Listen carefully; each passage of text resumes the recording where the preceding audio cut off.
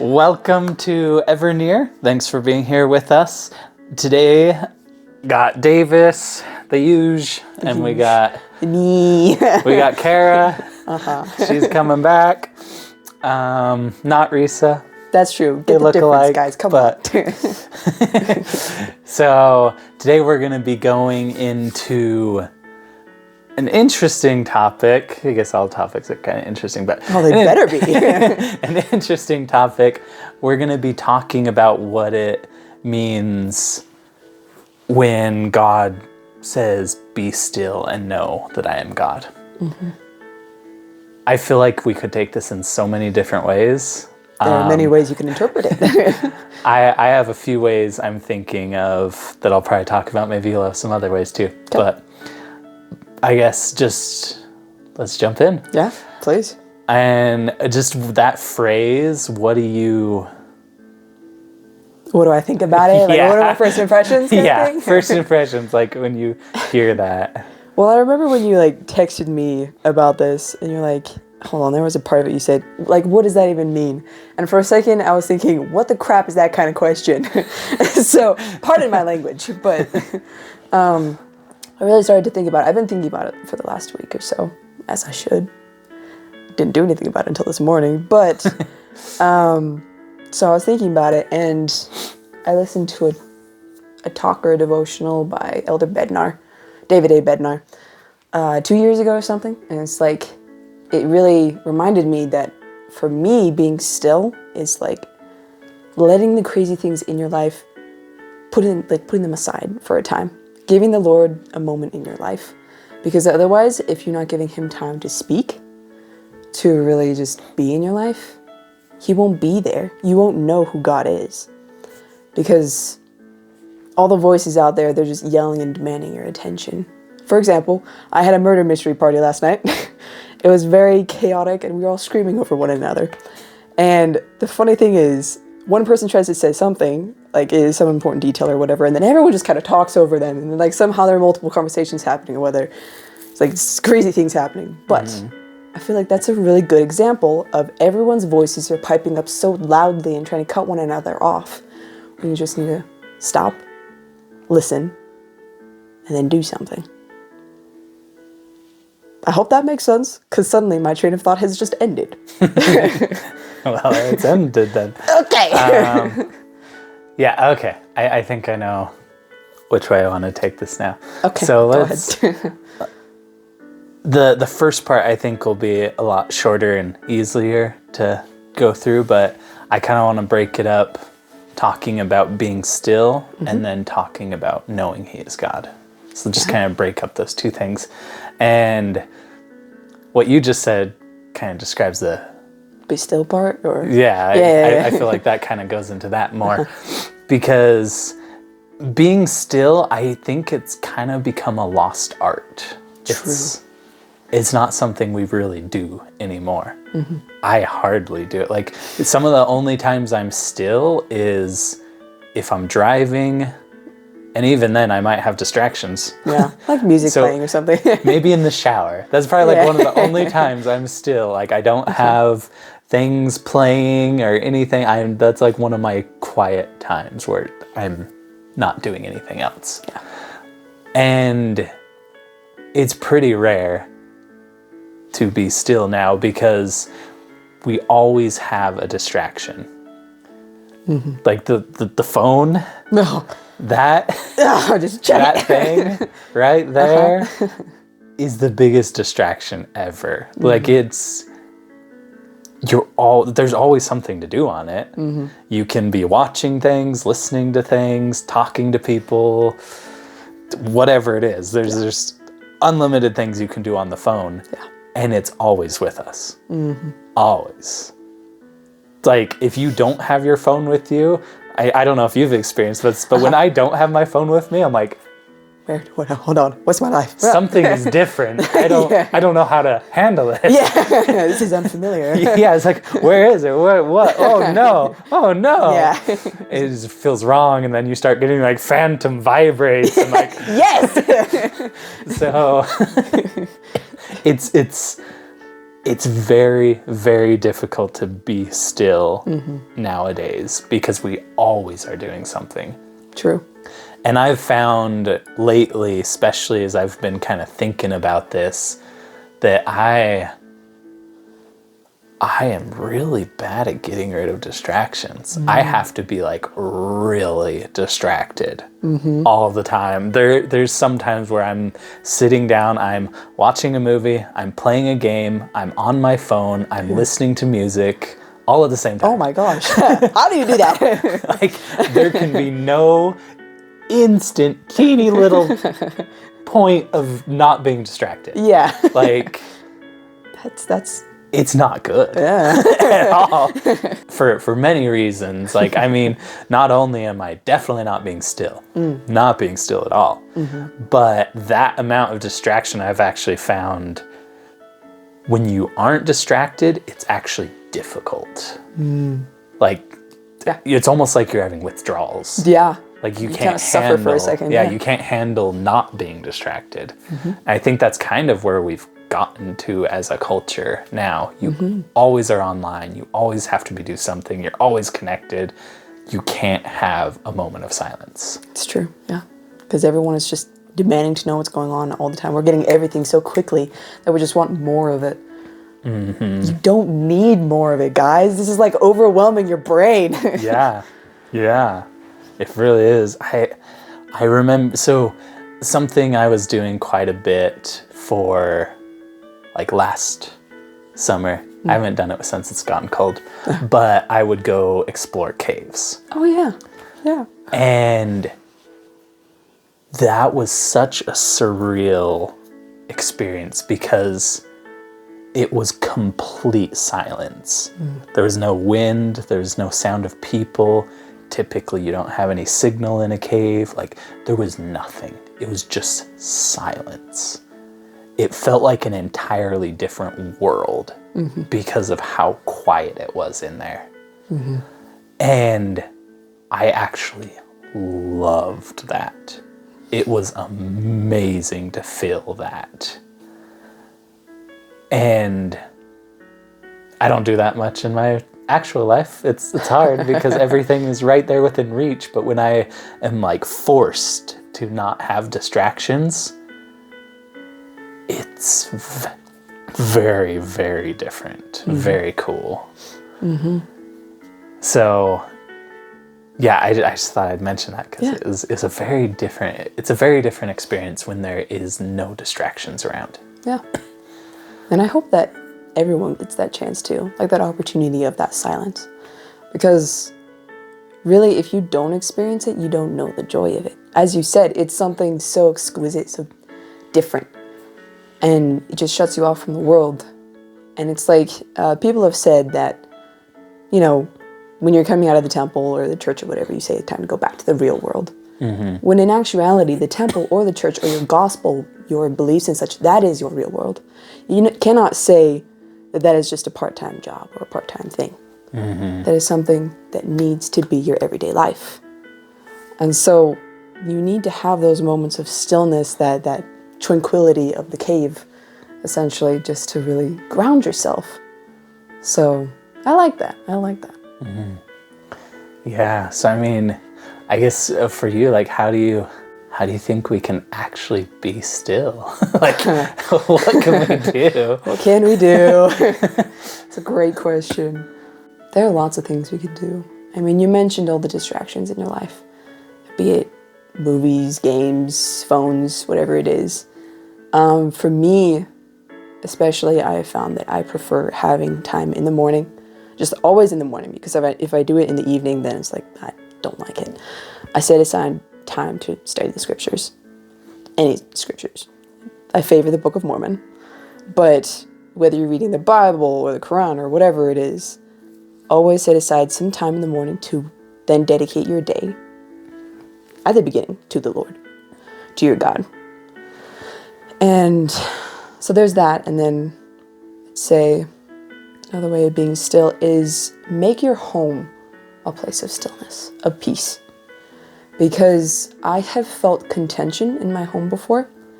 It is not a pleasant thing to live in. It is so hard to go from one place to another and not have basically a place of peace. You can't always have a temple. You can't always have a church that you live in. So you need to make one in your home. You need to be able to feel the Lord's love somewhere in your life, constantly. Otherwise, you will dry up. So yeah, that's kind of what I think. What do you think? What are some ways that you could be still? Yeah, I mean, the thing I've been thinking a lot lately, and you kind of mentioned it, but you actually need to plan to be still. I don't think it's with how the world is now, I don't think it's a thing you can accidentally do. It's not going to happen. No, it won't. By accident. Yeah. So I think it really does need to be something you actually plan. Plan to have times where you're not distracted, where you literally are just still. Yeah, I think that's the biggest thing I've thought of, is it just has to be something you actually plan out. It's not just going to happen. Yeah. But also something that's important, which is the second half that we want to talk about, which is knowing He is God, is that it's not just being still, like just sitting there thinking of nothing. That doesn't really matter. You're just gathering cobwebs in your brain at that point. Yeah, really. if you're just sitting there doing nothing at all, that I mean, you feel peaceful, but yeah, you might feel a little peaceful, but you may as well just go do something. Yeah. You're not really gaining anything out of sitting there and being brain dead. It's not really helping you any. So in that stillness, you need to have a focus, which is another reason you should plan it, because it's not going to happen by accident. So in that stillness, when you are being still, when you've planned it out, knowing that He is God, that's the second half of the being still. He says, be still and know I'm God. So what do you, and I feel like this is lots of things, but what do you think it means to know He is God? Say two things. I'll try to stay on track here. So first, also from the talk of Elder Bednar in 2024, he talked about knowing that Jesus Christ is our Savior and our Redeemer, and knowing that Heavenly Father is our Father in heaven, and that we have a Holy Ghost who is their Spirit that will lead us around and tell us what to do, help us, essentially. So I appreciated that. And then also, I was looking back at my experiences for my mission, and it kind of made me have a different take on the knowing that He is God, be still and know that I am God. Because there is the power in that, where know that I am God because I have the power to help you and to do these things, to set aside your life for these certain things, or just give you the power to go out and be something you're not, or that you could be. So that was kind of the two different ways that I interpreted it. Because on my mission, I was a very quiet, reserved person at the beginning. I still am kind of quiet and reserved, maybe. But the Lord helped me get out of that box that I made for myself and become something new. And I'm still becoming something new because I'm still alive, still on earth, still trying my best. So those were the two different ways that I kind of interpret it. What about you? Knowing He is God, I feel like it's a really hard question. It is. How dare you ask it? But also it needs to be answered. I think to know He's God, it's a couple different things, or maybe a couple hundred different things. the couple things that come to mind. The first one is to actually know, like, His character, know who He actually is, which may seem kind of obvious, but it's important. But knowing who He actually is important, because when you know that, when you know His nature, you know His love, you know what He's willing to do for you, you know just kind of what kind of person He is, what kind of God He is, I think that makes a huge, huge difference, because it's hard to be focused on someone you know nothing about, someone you don't care about. Yeah. So I think that's one of the first things when he's telling us to know that he is God, is to actually know who he is, his character, his nature. That would be the first thing I'd say, is we need to actually know what kind of God he is. And another thing I would say is going along with this being still, and you kind of pointed this out already, but to study his teachings. You can know who someone is, what they stand for, what kind of person they are, by looking at what they do and what they say. That's probably the best way to know. Yeah. And you can see where it aligns up. Like if a person is out killing people and robbing and stealing and all these things, and they come up and say, I'm a good person. Are you? Probably not. No. Probably not. So like seeing what they do, what they say, that can show you who they are. And for us, we can find that in stillness when we're studying his scriptures, when we're going into the Bible, into the Book of Mormon, into the words of the prophets. We can see what kind of person he is through that stillness when we're actually studying. Yeah. So we don't want to just sit there and do nothing. We actually want to focus in that stillness. We want to look and study. We want to actually know who he is through that study. Yeah. Which I'm going to interject there. Yeah. It makes me think of getting to know someone, like spending the time with them and quality time. Woo. You have to do that with everyone. In order to get to know somebody, you have to take time to be with them, to see how they act, see what they say, those kinds of things, what they think, what their morals are. And that's exactly, I feel like, another thing that you could see from knowing that I am God, or that he is God, is you are setting aside that time to get to know that he is God. Because you need that time. If you don't have the time, you don't get to know who he is. So that's just a little adding to what you're saying. So. I like it. I think it's kind of really interesting. I don't know where to put this, but it's interesting that there are times in the scriptures where the Lord actually commands even the elements with that exact same phrase. He's like, be still. Oh yeah, like the storm, you mean? Yeah, like he calms the storm you see and stuff like that, where he's just like, be still.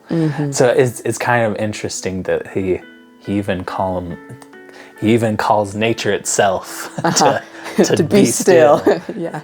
It's really interesting that kind of coincides. Yeah, it is. I mean, both of those parts are they're such a lost art. Yeah. Being still is a lost art, and knowing he is God, knowing who he is, and knowing what he can do. Another thing that you get through study. Because he can do a lot of things. Oh my word, yes. I often am kind of sad when I run into people who won't study. Like they'll just kind of listen to what the preacher says or what the pastor says or what the bishop says. There's people in our church, the Church of Jesus Christ of Latter-day Saints, that also don't study. I do that sometimes. We're not. There's people in every church that they don't do this, and it's sad because we aren't getting to know God. We aren't getting to know what he can do. We aren't getting to know who he is. We aren't taking time to be still so we can get to know who he is and what he can do. Getting to know him, I think that's kind of what this, and there could be other interpretations, but I think that's kind of what this is getting at when he's telling us to be still and know he's God. It's very straightforward. Be still and learn about me. Yeah, exactly. So I have a question for you. I don't know if you're going to ask me eventually, but how have you had to be still and learn that he is God? Like, what is an experience that comes to your mind where you have practiced this? What's a clear example? I honestly, I think prayer is probably a big one for me. Yeah. Because I've seen the two different sides of it. There's times where I'm like running around or working or doing something and I try to pray. It's not very effective. Not saying you shouldn't pray always. You should pray always. But not super effective. On the other hand, when I am really quiet in a place without distraction praying, like there's times where I'll even like plug my ears so there's nothing. And in those times I typically get to learn more about God because when I'm talking to him there's nothing else distracting me, and then I'm actually listening. There's times I feel like I can feel him there. And just feeling his presence actually teaches you a lot about him. Yeah. Like, you wouldn't think someone standing next to you would tell you anything really about them, but it can. but with him, it's different because the Spirit of the Lord that you feel gives you a lot more information. So true. Revelation, truth, whatever. So I think for me, that's a big way, is really getting to a place of quiet and praying and listening. That's a big way I think I've done it. Yeah. And I think it is essential to listen afterwards, because, you know, sometimes you say such a heartfelt prayer or whatever, just like giving your all to the Lord. But that's what comes with stillness as well, as you give your heart and then you give your ear to listen as well. So I think that's a great thing to acknowledge. What about you? Oh, shucks. Your turn. Oh, no.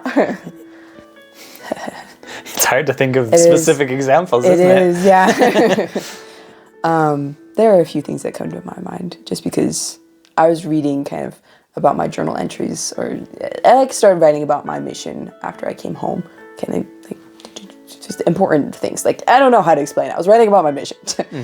I was rereading about that, and there are a few things that I recall from that. One of the first, actually, I don't remember if I mentioned this before, but when I was working with our boss, because we're coworkers, but when I was working with our boss before my mission, there was a point at which I was very troubled because I didn't want to leave. I was afraid of leaving everything behind. I was in school, I was in the animation program, and I was like seeing so much progress and such, and I was afraid of what would happen with my friendships, whether or not they would like die out, because I'd be gone for a year and a half. Yeah. Everyone moves on. Everyone lives a life while you're away. You live a life while you're away. And so there was just this one particular day where I remember I was in the basement. I don't know, I think it was like maybe a pre-carpet clean or like a full clean or something or other. Yeah, like, you were working at the same place before you left too. Yeah. So I was just sweeping this empty, dank, dark, stupid basement. And I was on my own, basically. I don't remember anyone being upstairs. I don't remember anyone being in the house at all. But I just had my mind reeling with thoughts and questions and doubts, basically saying, should I go? Do I have to go? Because everything is going so well right now. And if I leave, that's a whole world of uncertainty. And I think that can apply to really anybody. Once you make like a life-changing decision, it's so uncertain. You don't know what's going to happen. And for me in that moment, I was just so, I don't know, like depressed kind of, but not really. I was just very troubled. And there was this moment I remember, kind of like a voice or just an impression in my mind that said, he needs you there. He needs you on a mission. Basically, he needs you to leave in the best way possible. And I admit I ignored it. I ignored that first thought. I kind of let it be because I was like, it's just me talking in my brain. But then it came back and it was repeated that he needs you there. And it's those small impressions that you have to take and you have to put at the rafts of your mind. Like, imagine that your brain is like basically the attic of your house. And you need to pin those thoughts and impressions there. So they're always there. And they're not down below on the floor that can be swept up by with all the dirt and the dust of temptation and such. You need to put them above all of that because you need to remember them. And that's what I did. And at that moment, there was a stillness that came to my heart and my mind. I wasn't happy. I wasn't like excited to leave now. No, I was still uncertain. I was still troubled, but I knew now that there was a reason that I had to leave. And so I gave way for that stillness and I trusted in who I knew God was at that time. And I feel like that opened the door for me then later on. It's like if you let one door open with being still and like giving that time to the Lord, that opens so many more. Mm-hmm. It's like there's one door, you open it, you go through, there's 2, and then there's 4, and then there's like 20 eventually until there's 1,000,000. So that's kind of one of the first things, one of the first stories or experiences that came to my mind with that. Mm-hmm.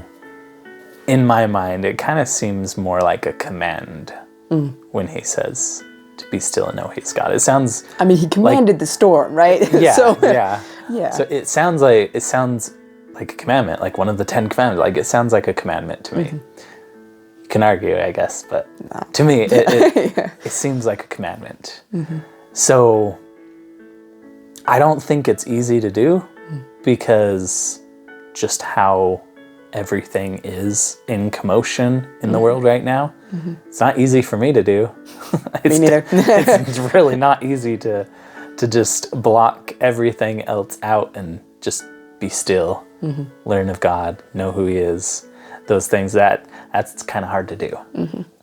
But it's something that we need to do if we actually want to build a relationship with God. Yeah. Because there's no other way than spending time with him. Than to get to know him. Yeah, because it's like any relationship in life. Mm-hmm. If you don't spend time with people, you don't know them. you don't know them. You can't get to know them. Mm-hmm. You might be able to hear what some people say about them, but that's probably not true, though. You don't know. Yeah. You don't know. And it's completely different. Like I've heard so many things about popular people, but when I've met some of them in person, they're different. Mm-hmm. Mm-hmm. So you can't actually build a relationship with Christ, with God, unless you take the time, unless you're still, unless you get to know him. Mm-hmm. And that's how you get to know him, is in that stillness, in that study, in that prayer. Mm-hmm. That's kind of where it starts. Yeah. Yeah. So this is such an important thing to do.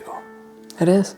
And however you need to do it, if you need to go somewhere where you're forced to be still, do it. Somewhere where there's no signal, no nothing, and go to a cave, guys. Go down into a cave if you have to. Like somewhere where you're forced to, great. Mm-hmm.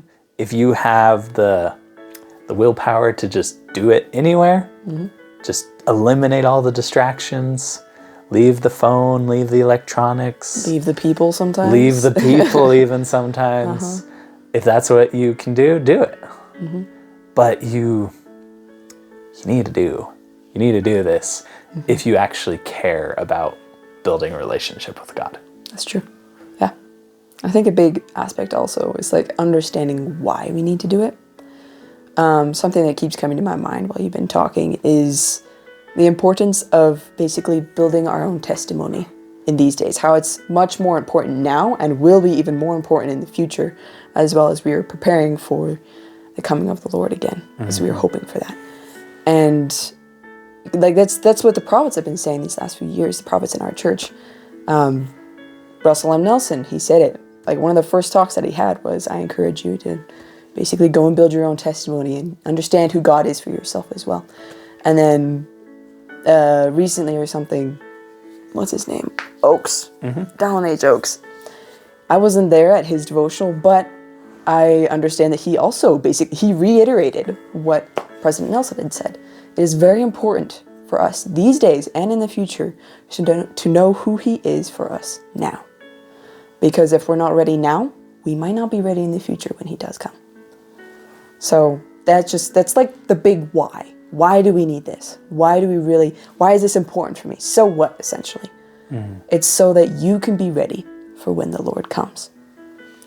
Because he is our shepherd, we are his sheep. If we do not know who our shepherd is, we're lost. So we need to get to know him, so we're ready for him to call our name the day that he comes. That's what I say. Well, shucks. I like it. I don't know if I have anything to add. That's good. Okay. That's good. Yeah. So, yeah, I guess, do you have anything last to say, or is that it? Let me think for a moment.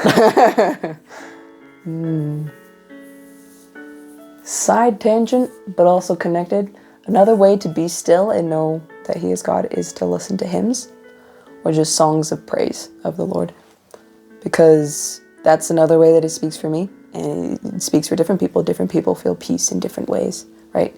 Hymns are a great way for me as well, and probably other people, that you feel the stillness, you feel the presence of God.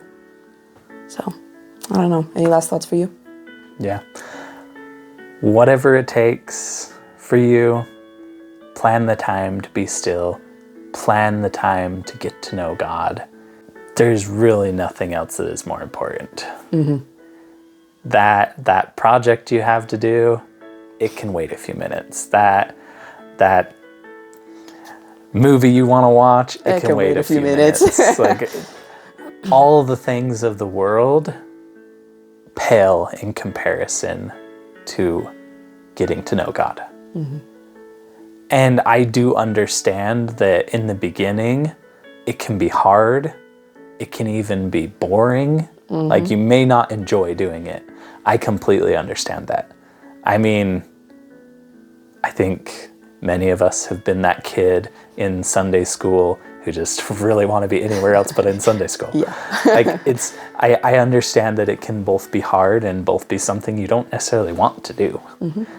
But the more you do it, the more you get to know God, the more you be still, the more you're actually going to grow to love it.